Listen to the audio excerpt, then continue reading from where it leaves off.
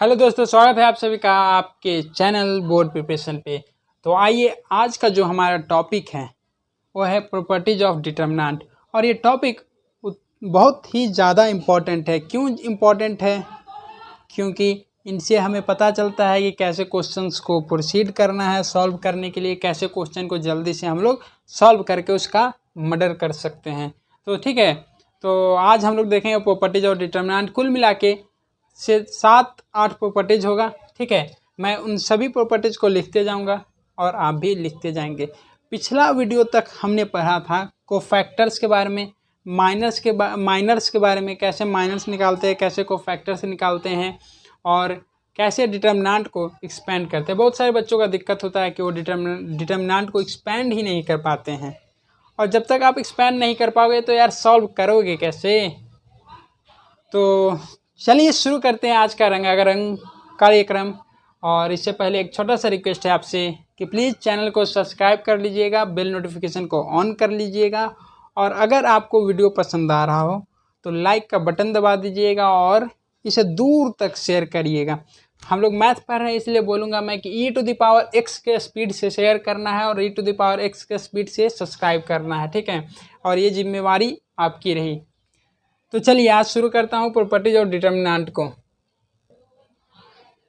तो देखिए दोस्तों, आपका जो फर्स्ट प्रॉपर्टीज है, ठीक है, फर्स्ट प्रॉपर्टीज क्या है आपका कि अगर रो और कॉलम को आप इंटरचेंज करते हो, रो या कॉलम को, रो एंड कॉलम को अगर आप इंटरचेंज करते हो, कैसे इंटरचेंज करते हो तो मैं ये भी बताऊंगा। पहले इसको लिख लीजिए, द वैल्यू ऑफ, पहले थ्योरम को लिखिए, द वैल्यू ऑफ, नोट्स भी बनाते चलिए अपना, the value of determinant, short में है ये, रिमेन्स, क्या होगा, रिमेन्स अनचेंज्ड, अनचेंज्ड इफ, अगर its rows and column interchange.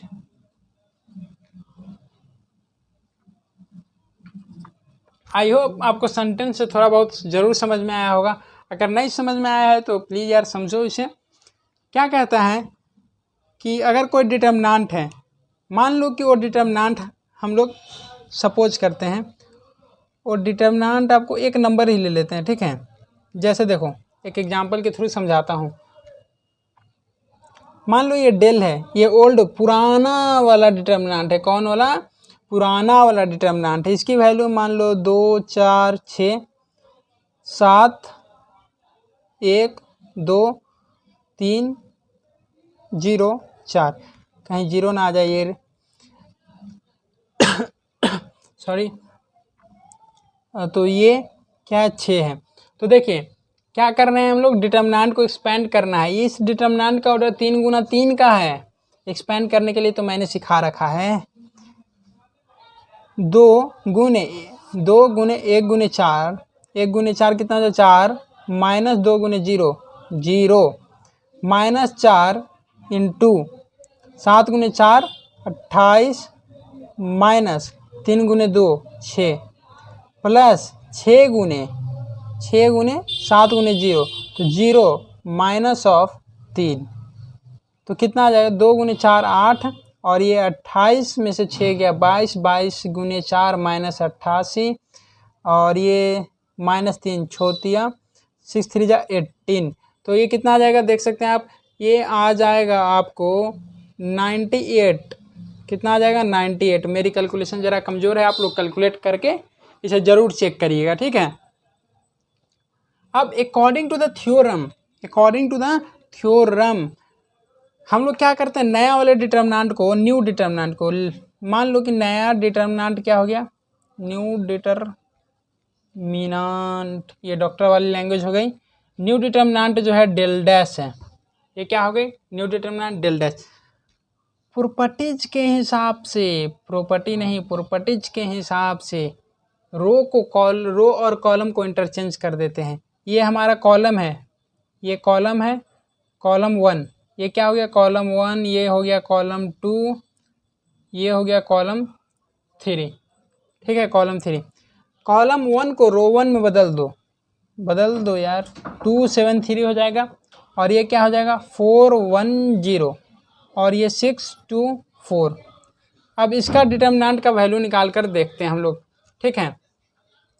तो 2 के लॉन्ग एक्सपेंड करेंगे तो 2 गुने 1 गुने 4 तो कितना हो जाएगा 4 माइनस 0 माइनस 7, तो 4 गुने 4 16, 16 माइनस 0 और ये 3 गुने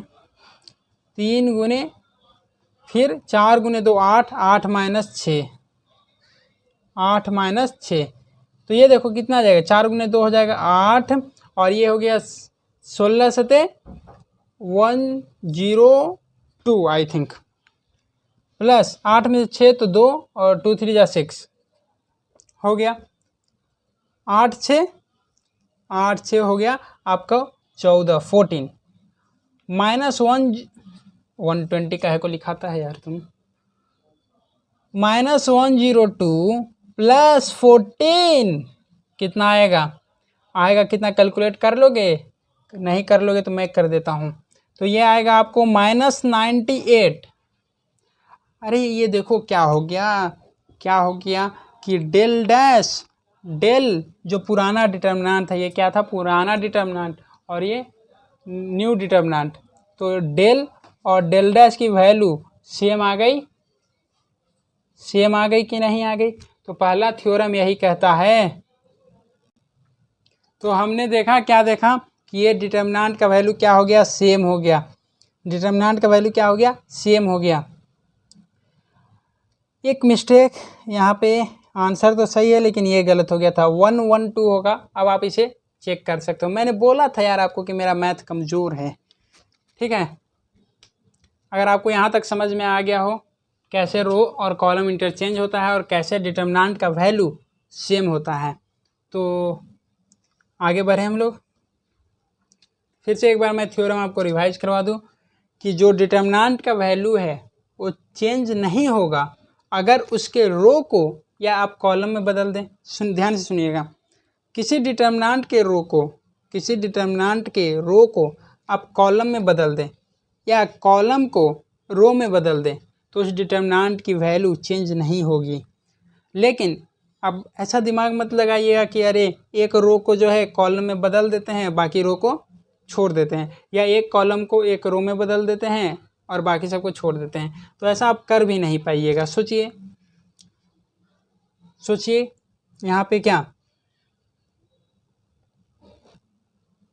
अब देखिए जैसे ये रो था आपका 2 4 6 7 1 2 3 0 4, तो आप देखेंगे तो 2 4 6 भी कॉलम में है, इंटरचेंज हो गया। 7 1 2 सेकेंड रो को भी सेकेंड कॉलम में बदल दिया हूँ, थर्ड रो को भी थर्ड कॉलम में बदल दिया हूँ। अगर आप कॉलम वाइज मैच करेंगे जैसे 273 तो 273 रो बन गया है, 410 रो बन गया है, 624 थर्ड कॉलम ये भी रो बन चुका है। लेकिन जब आप अगर ऐसा सोचोगे कि अरे यार दिमाग लगाते हैं ना, क्या लगाते हैं दिमाग, और दिमाग में आप क्या लगाओगे, कहोगे कि अरे यार चलो एक रो को केवल कॉलम में बदल दे, बाकी रो को तो छोड़ देंगे ऐसे ही, आप लिख ही नहीं पाओगे। 2 4 6 हमने क्या किया, ये जो रो था फर्स्ट रो को हमने बदल तो दिया कॉलम में, लेकिन जैसे ही आप चाहोगे कि सेकंड रो को वैसे ही छोड़ दे, कहाँ रख पाओगे? 7 तो सेकंड रो फर्स्ट कॉलम का एलिमेंट है, यहाँ पर भी आपको 7 होना चाहिए था, तो आप ऐसा कर भी नहीं पाओगे, ठीक है। तो चलिए हम लोग बढ़ते हैं नेक्स्ट थ्योरम की ओर। और अगर आपने यहाँ तक वीडियो देखा है तो प्लीज़ यार लास्ट तक ज़रूर देखना, वाकई मज़ेदार होगी और आपको बहुत ही आसान तरीके से समझाया भी जाएगा। और प्लीज़ वीडियो को लाइक कर देना अगर पसंद आया हो, यहाँ तक सब्सक्राइब कर देना चैनल को, ठीक है। मुझे उम्मीद है कि आपका 9 मिनट बर्बाद नहीं गया होगा। तो चलिए शुरू करते हैं नेक्स्ट थ्योरम को। अच्छा, एक और इम्पॉर्टेंट चीज़ इसी पॉइंट से समझना इसे, देखो अगर ये आपका डिटर्मिनेंट, अगर ये जो है आपका मैट्रिक्स ए, मान लो ये आपका डिटर्मिनेंट ए है, अगर आपसे मैं बोलूँ इसका ट्रांसपोज निकालने के लिए, सपोज डेट अगर ये मैट्रिक्स ए है, इसका अगर ट्रांसपोज निकालने बोलूँ तो क्या वाकई में ये यही चीज़ तो ए ट्रांसपोज नहीं होगा, यही चीज़ तो ए ट्रांसपोज होता है। हम लोग ए ट्रांसपोज निकालने के लिए क्या करते हैं, जो रो में है उसको कॉलम में कर देते हैं, जो कॉलम है उसको रो में बदल देते हैं। तो आप यहाँ से एक चीज़ नोट करना कि determinant of matrix A is equal to determinant of matrix का transpose. Determinant of A is equal to determinant of A transpose. इस चीज़ को आप अंडरलाइन करके लिख लो यार, क्वेश्चन बनाने में सॉल्व होगा। नहीं तो आप पूछोगे यार सर ऐसे भी तो निकाल सकते हैं, तो ठीक है, आपको मैट्रिक्स ए का एक बार डिटर्मिनेंट पूछ देगा, आपको एक बार ए ट्रांसपोज का डिटर्मिनेंट पूछ देगा, आपका हो जाएगा उसी में समय बर्बाद। अगर आपको याद रहेगा तो आप इजीली लिख दोगे। तो आते हैं दोस्तों हम लोग अपने सेकंड थ्योरम पे, और हमारा सेकंड थ्योरम कहता है कि अगर इफ मतलब अगर दो रो, किसी भी दो रो डिटर्मिनेंट के किसके डिटर्मिनेंट के दो रो या कॉलम, किसी भी दो रो या दो कॉलम को इंटरचेंज करते हैं, इंटरचेंज मतलब वही इसकी टोपी उसके सर, इंटरचेंज करते हैं, देन द डिटर्मिनेंट, तब जो डिटर्मिनेंट जो है रिटेन इट्स एब्सोल्यूट वैल्यू, तो डिटर्मिनेंट जो है अपने वैल्यू को रखेगा। मतलब डिटर्मिनेंट का वैल्यू तो वही होगा जो कि पुराने डिटर्मिनेंट का वैल्यू था, ओरिजिनल डिटर्मिनेंट का वैल्यू था, लेकिन इस बार साइन क्या हो जाएगा, बदल जाएगा, साइन बदल जाएगा। तो इसको समझने के लिए क्या करें हम लोग, इसको समझने के लिए डांस तो कर नहीं सकते हैं, तो चलिए वही करते हैं जो पहले डिटर्मिनेंट लिया था मैंने। ओल्ड डिटर्मिनेंट हमारा क्या था, ओल्ड डिटर्मिनेंट था हमारा 2 4 6 7 1 2। और जो लोग समझने के लिए डांस कर सकते हो कृपया करके डांस कर लीजिए, और जो नहीं डांस कर सकते हो इधर आकर समझे हम क्या कर रहे हैं, क्या कर रहे हैं, व्हाट वी आर डूइंग। ये आपका रो 1 है, रो 1, और ये आपका रो 2 है, और ये आपका रो 3 है, ठीक है, या ये रो 1 है, रो 2 है, रो 3 है। हम क्या कर रहे हैं, रो 2 को रो 1 बना देते हैं, रो 2 को एरो खराब बन गई, रो 2 को R2 को R1 बना देते हैं, और ये जो आपका R1 है इसको R2 बना देते हैं। बना दें, बना दीजिए। जब बना दे तो इसको अलग बना रहे तो इसको अलग पेन से बनाएंगे यार, तो चलो रेड पेन से बनाते हैं। अब हमारा R1 मतलब रो 1 कौन सा है, 7 1 2 है, और रो 2 कौन सा है 2 4 6, और ये 3 0 4। अगर जिसने भी थोड़ी देर पहले का वीडियो देखा है तो याद होगा उन्हें कि इस डिटर्मिनेंट, पुराने डिटर्मिनेंट, ओरिजिनल वाला डिटर्मिनेंट का वैल्यू -98 था, और जो हमारा जो नया डिटर्मिनेंट आएगा, अब ऐसी भविष्यवाणी ना करियो, इसको सॉल्व करो। तो सॉल्व करोगे तो कैसे, 7 गुने 4 गुने 4, 4 गुने 4 -0 -1, तो 4 गुने 2 8, 8 -18 प्लस 2 गुने 4 दूनी 8, और 8 सॉरी प्लस 2 ले रहे हैं ना हम लोग, क्या ले रहे हैं +2, तो यहाँ पे कितनी आ जाएगी वैल्यू, तो हम लोग क्या ले रहे हैं +2, तो +2, तो ये तो 2 गुने 0 0 -12, तो ये -12, ठीक है। आई होप यहाँ तक क्लियर होगा आप सभी को। तो ये देखो 7 गुने 8, 7 गुने 16 माइनस ये कितना आ जाएगा, 8 में से 18 जाएगा तो -10 आ जाएगा, प्लस -12 गुने 2 -24। तो आप इसे सॉल्व करोगे, क्या करोगे, सॉल्व करोगे तो डेल डैश का भी वैल्यू जो है +98 आएगा। डेल डैश की वैल्यू कितनी आएगी, +98। अब बताओ अगर ये किसी को नहीं समझ में आया हो तो क्या करेगा वो, फिर से समझेगा यार, फिर से समझ, छोड़ोगे थोड़े। तो देखो पर पुराना जो डिटर्मिनेंट था उसका वैल्यू कितना था, -98। हमने कहा कि यार इसके रो को इंटरचेंज कर दें, रो को जब इंटरचेंज किया तो वैल्यू तो सेम है, मैग्नीट्यूड इज सेम, फिजिक्स में है ना मैग्नीट्यूड और डायरेक्शन, ठीक है। तो हम लोग यहाँ मैग्नीट्यूड और साइन लेते हैं। मैग्नीट्यूड को क्या है, मैग्नीट्यूड यहाँ पे सेम है 98, लेकिन साइन चेंज हो गया कि नहीं, साइन चेंज हो गया। तो ठीक है, तो ये आप याद रखेंगे कि अगर किसी भी दो रो और दो कॉलम को इंटरचेंज कर दिया जाए तो डिटर्मिनेंट की वैल्यू वही रहेगी, बस उसका साइन चेंज हो जाएगा।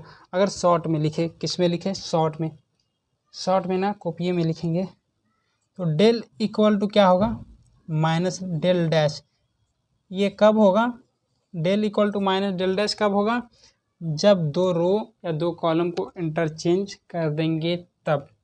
अब कुछ लोग होंगे जिनको विश्वास नहीं होगा कि सर रो को इंटरचेंज करके दिखा दिए, हम कॉलम को इंटरचेंज करेंगे तो नहीं आया तो लोरे बकलोल कर देते हैं।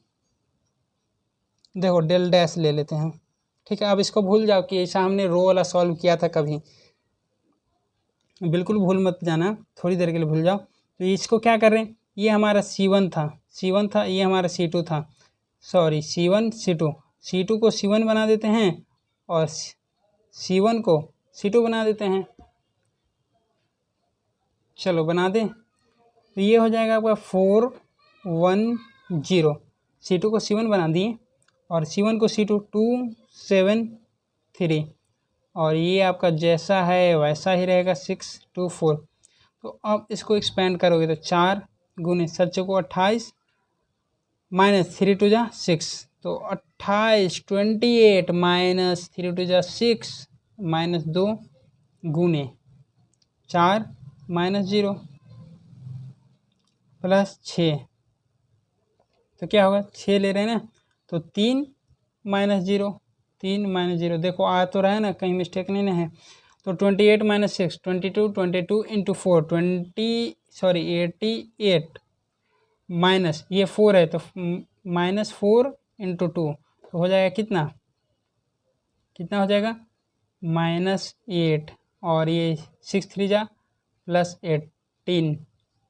अब देखो ये कितना आ जाएगा, जोड़ घटाव कर लोगे, मेरा तो कोई जोड़ घटाव कमज़ोर है इसलिए मेरा 98 आया। अगर तुम्हारा ज़्यादा तेज़ है तो देख लो क्या आता है आपका। तो ये चीज़ देख लीजिए, यहाँ पर भी डिटर्मिनेंट की वैल्यू दो कॉलम को एक दूसरे से इंटरचेंज करने, 2 कॉलम को इंटरचेंज करने के बाद डिटर्मिनेंट की वैल्यू सेम है, मैग्नीट्यूड सेम है, लेकिन साइन चेंज हुआ है, ठीक है। तो ये चीज़ आप लोग याद रखेंगे कि अगर किसी भी दो रो और दो कॉलम को, किसी भी दो रो या दो कॉलम को इंटरचेंज करते हैं तो डिटर्मिनेंट की वैल्यू सेम रहेगी, लेकिन उसका साइन चेंज होगा। क्या चेंज होगा, साइन। तो चलिए अब बढ़ते हैं हम लोग किधर, अब हम लोग बढ़ेंगे अपने नेक्स्ट थ्योरम की ओर, और हमारा नेक्स्ट थ्योरम क्या होगा तो उसको देखना है। तो यार चलो देखिए लेते हैं। चलो ये थर्ड प्रॉपर्टी क्या है, थर्ड प्रॉपर्टी क्या है, तो देखो कहता है कि इफ़ का मतलब होता है अगर कोई भी, इफ़ एनी 2 रोज और कॉलम ऑफ डिटर्मिनेंट और आइडेंटिकल मतलब सेम ही है, तो इसका वैल्यू क्या होगा 0। बहुत ही आसान थ्योरम है, दोनों दो अभी हमने पढ़ा, दोनों में से सबसे आसान यही है। इसका भी प्रूफ देखेंगे हम लोग, प्रूफ क्या एग्जांपल देखेंगे यार, चलो देख लो। अगर कोई भी दो रो, पहले तो समझो क्या लिखा हुआ है, कोई भी दो रो या दो कॉलम, ठीक है, कोई भी दो रो या दो कॉलम किसी भी डिटर्मिनेंट का अगर आइडेंटिकल है, आइडेंटिकल मतलब सेम है, लो नीचे लिख देते हैं सेम, आइडेंटिकल का ही मतलब होता है सेम, देन तब इसका वैल्यू 0 होगा। कैसे 0 होगा, आओ देखो क्या होगा कि मान लो कि ये डिटर्मिनेंट का वैल्यू दिया हुआ है अपने को 1 2 3 7 4 6 ऐसा दिया हुआ है, ठीक है। तो हम लोग क्या करेंगे, चलो क्या करेंगे हम लोग, तो एक तो तरीका ये है कि इसको सीधे एक्सपेंड कर लो, दूसरा भी बताऊंगा मैं, इसको एक्सपेंड कर लो। तो एक्सपेंड करो तो 1 6 गुने 2 6 गुने 2 12, 12 माइनस 12, 4 गुने 3, देख सकते हो 12 माइनस 12। और अगर किसी को भी डिटर्मिनेंट एक्सपेंड करने में या कैसे उसको सॉल्व करते दिक्कत आ रही है तो प्लीज़ हमारे मतलब डिटर्मिनेंट के प्लेलिस्ट का सेकेंड वीडियो ज़रूर देखिए आप, ठीक है। तो माइनस 2 गुने 6 गुने 6 माइनस 21 प्लस 3 गुने 4 माइनस 14, तो ये कितना आ जाएगा 0, और ये 21 में से 6 तो 15 माइनस 15 और माइनस 15 गुने माइनस 2 प्लस 30, और ये 14 में से 4 तो माइनस 10 और ये माइनस 30। कट कट के क्या आ गया, लड्डू आ गया, बाटो खाओ। अब दूसरा तरीका, मन नहीं भरा इससे, दूसरा तरीका देखेंगे हम लोग। कपड़ा की दुकान पे जाते तो हम लोग कैसे कहते हैं, नहीं ये नहीं दूसरा चीज़, उसी तरह इसमें भी दूसरा मेथड। ये मान लीजिए R1 है आपका, मान क्या लेना है यार, R2 है और ये R3 है, R1 R2 R3, रो 1 रो 2 रो 3। अब मेरे को बताना, अगर R1 को R2 बना दें और R2 को R1 बना दें तो क्या मिलेगा, कहोगे सर तो दोनों तो सेम ही रहेगा। सेम है लेकिन इंटरचेंज तो किया मैंने, वो दिख नहीं रहा है कि इंटरचेंज हुआ है, लेकिन किया तो मैंने इंटरचेंज, देखो कर दिया मैंने इंटरचेंज, 1 2 3 1 2 3 7 4 6। सोचो, मान लो पहले इसका वैल्यू डेल आ रहा था जब इंटरचेंज नहीं किए थे, अब जब इंटरचेंज कर दिए 2 रो को तो इसका वैल्यू माइनस डेल नहीं आएगा, माइनस डेल आएगा। तो माइनस डेल आएगा तो क्या होगा, डेल क्या होगा, देखो डेल जो है माइनस डेल के इक्वल होगा। कैसे होगा, तो पिछला वाला प्रॉपर्टी यार, प्रॉपर्टी सेकंड इतना जल्दी मत भूल जाइयो। तो del plus del equal to 0, ये क्या हो जाएगा 2 डेल इक्वल टू 0, और ये डेल इक्वल टू 0। तो डिटर्मिनेंट की वैल्यू 0 आई कि नहीं आई, तो आ गई 0। तो चलो हम लोग क्या देखेंगे यहाँ तक, अगर आपको समझ में आया हो तो बढ़िया हो, और नहीं समझ में आया तो फिर से वीडियो को चलाइए। सब चीज़ आपके हाथ में है, आपके कंट्रोल में है, ठीक है। तो फिर से करिए, आप इसे प्ले करिए और फिर से देखें। और हम लोग अब बढ़ते हैं फोर्थ प्रॉपर्टीज की ओर, चौथा प्रॉपर्टी। तो देखो दोस्तों, अब जो हमारा फोर्थ प्रॉपर्टीज है, चौथा प्रॉपर्टीज जो है, क्या है चौथा प्रॉपर्टी, तो देखो फोर्थ प्रॉपर्टीज क्या है। फोर्थ प्रॉपर्टीज क्या था, जैसे कि मान लो कि हमने डिटर्मिनेंट लिया, सपोज डैट, ये मान लो हमने क्या लिया, डिटर्मिनेंट ले लिया, ठीक है। क्या है फोर्थ प्रॉपर्टीज, देखिए आप देखते रहिए इस वीडियो को। मान लीजिए इसका एलिमेंट है 3 4 6 2 3 1 1 4 2। इसका वैल्यू कैलकुलेट कर लो एक बार, ठीक है, करो कैलकुलेट। तो 3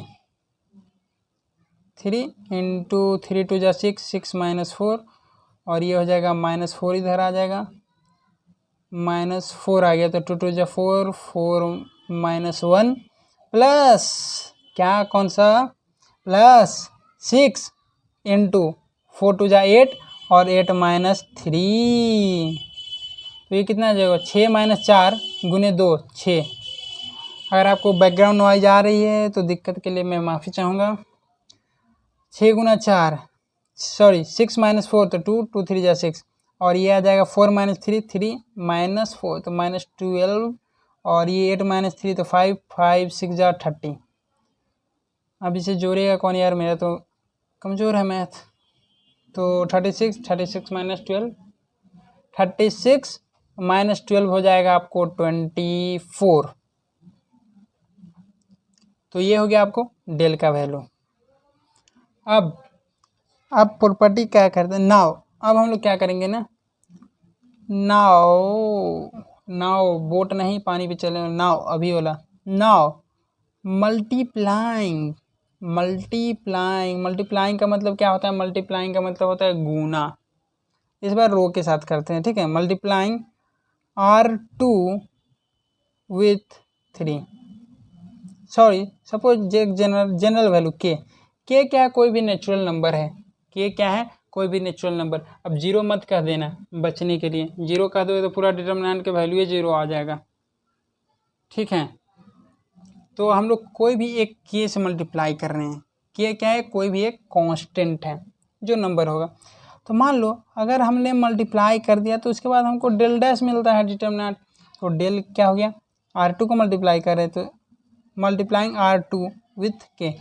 R2 लिखने का मतलब जो भी सेकेंड रो में एलिमेंट है उससे के से मल्टीप्लाई कर रहे हैं, तो 3 4 6, 2 गुने के तो 2k, 3 गुने के 3k और 1 गुने के 1 4 2। अब इसको एक्सपेंड करोगे तो 3 गुने 2 3k इंटू 2 तो 6k माइनस 4k, ठीक है, -4 इंटू 2 इंटू 2 4k माइनस के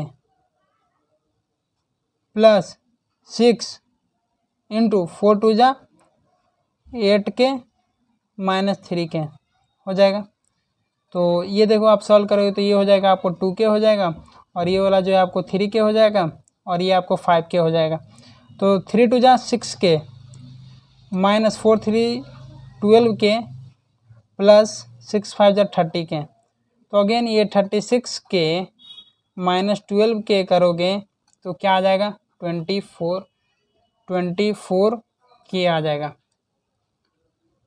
24k।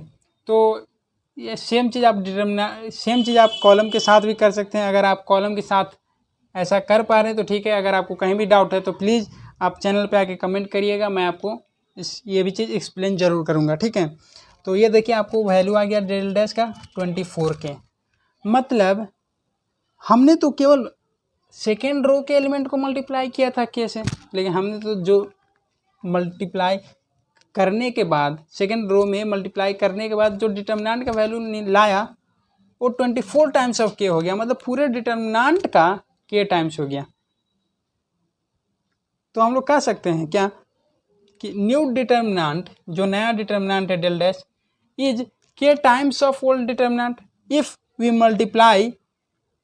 We multiply any constant with any row और कॉलम ऑफ द डिटर्मिनेंट। क्या कर रहा हूँ मैं, समझिए। अगर डिटर्मिनेंट के किसी भी रो और कॉलम को, अगर डिटर्मिनेंट के किसी भी रो और कॉलम के प्रत्येक एलिमेंट में के से गुना कर दें तो हमें जो नया डिटर्मिनेंट मिलेगा उसका वैल्यू जो है के टाइम्स ऑफ पुराना डिटर्मिनेंट होगा। समझ रहे हैं आप। तो ये डेल इक्वल टू क्या हो जाएगा, K times of del dash, sorry गलत del dash is equal to K times of del. ये मार्कर भी सूख गया यार, ठीक है, ये मार्कर भी सूख गया है।